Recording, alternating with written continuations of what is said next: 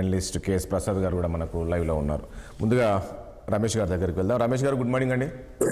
Good morning Rajesh గారు, మీకు 6 TV ప్రేక్షకులకు అలాగే ప్యానెల్లో ఉన్న సభ్యులందరికీ కూడా వెరీ గుడ్ మార్నింగ్ అండి.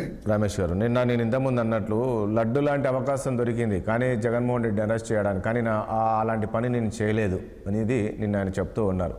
అంటే ఆ స్థాయిలో అవినీతి జరిగింది. అందులో నిజంగా మీరు చెప్తున్నట్లు కక్ష సాధింపు చర్యలకు పాల్పడి ఉంటే నేను వచ్చిన కొత్తలనే చేసేవాడిని అనే విధంగా కామెంట్ చేశారు. సార్, ఇప్పుడు చంద్రబాబు నాయుడు గారు ఆ విధంగా ఒక ముఖ్యమంత్రి స్థానంలో ఉన్న వ్యక్తి ఆ విధంగా మాట్లాడటం అనేది చాలా హాస్యాస్పదంగా ఉంది. ఎందుకంటే ఇప్పుడు లడ్డు లాంటి అవకాశం వచ్చింది అయినా నేను అరెస్ట్ చేయలేదంటే, అవకాశం వస్తే ఎవరైనా ఎందుకు వదులుతారండి? అలా తప్పు జరిగి ఉంటే ఖచ్చితంగా నేను వదలనని చెప్పి మళ్ళీ ఆయనే చెబుతున్నారు.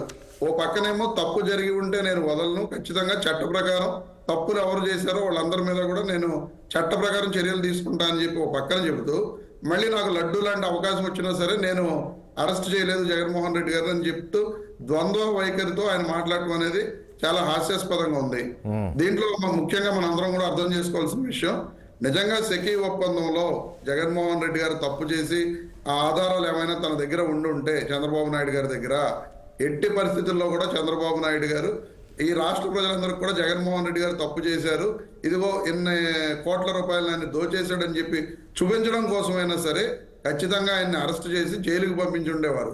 కానీ ఈ రోజున ఏదో ఆయన మాట్లాడాలి, వాళ్ళు తప్పు చేసినా సరే నేను వదిలేశాను, లడ్డూ లాంటి అవకాశం నాకు వచ్చినా సరే నేను పట్టించుకోలేదు అని చెప్పి చెప్పడం కోసం మాత్రమే ఆ విధంగా ఏదో మీడియాలో హైప్ కోసం ఆ విధంగా మాట్లాడారు తప్ప ఖచ్చితంగా జగన్మోహన్ రెడ్డి గారు తప్పు చేసి ఉంటే చెప్తున్నారు కదండి. దాదాపు 1000 కోట్ల అవినీతి జరిగినట్లు ఆరోపణలు వచ్చాయి. చంద్రబాబు నాయుడు గారి మీద లక్షల కోట్ల అవినీతి జరిగినట్టు, లక్షలకు ఇప్పుడు ఇండియాలోనే రిచెస్ట్ సీఎం 931 కోట్ల రూపాయలతో ఆయన రిచెస్ట్ సీఎం అని చెప్పి ఈ రోజున మనందరం కూడా ప్రతి ఒక్క మీడియాలోను ప్రతి ఒక్క పేపర్లో కూడా మనం చూస్తున్నాం. గతంలో జగన్మోహన్ రెడ్డి గారు 530 కోట్ల రూపాయలకి రిజిస్ట్ సీఎం గా ఉన్నారు అన్నప్పుడు ఈ కూటమి నాయకులు చంద్రబాబు నాయుడు గారు కానీ పవన్ కళ్యాణ్ గారు కానీ ఏ విధంగా ఆయన మీద మాటల తోటలో దాడి చేశారో మనం అందరం చూసాం. ఈ రోజున మరి 510 కోట్ల రూపాయలు ఎక్కడ, 931 కోట్ల రూపాయలు ఎక్కడ? ఈ 2 ఎకరాల స్థాయి నుంచి ఈ రోజున 931 కోట్ల రూపాయల స్థాయికి ఆయన చంద్రబాబు నాయుడు గారు ఎదిగారు. మరి ఆ రకంగా ఆ డబ్బుని లక్షల కోట్ల రూపాయలు అవినీతి చేశారనేది ఆయన మీద రకరకాల అభియోగాలు ఉన్నాయి. మరి ఆయన చేసిన అవినీతిని చెప్పుకుంటూ పోతే ఇక పుస్తకాలు రాయాల్సిన పరిస్థితి వస్తుంది. కోర్టుల్లో కేసులు కూడా ఉన్నాయి. ఈ రకంగా కోర్టు కేసులు కూడా రకరకాల విచారణలో ఉన్నాయి. సో కోర్టు కేసులు తేలితే తప్ప ఎవరు ముద్దాయిలు ఎవరు దోషులు అనేది తెలియదు. ఆయన ఆరోపణలు చేస్తారు ప్రతిసారి కూడా జగన్మోహన్ రెడ్డి గారిని ఏ విధంగా ఆయన వ్యక్తిత్వ హననం చేసి కక్ష సాధింపు చర్యలకు పాల్పడను అంటూనే మళ్ళీ స్ట్రాంగ్ వార్నింగ్ కూడా ఇచ్చారండి. అదే చెప్తున్నా సార్, ఎవరిని వదిలేదు లేదని.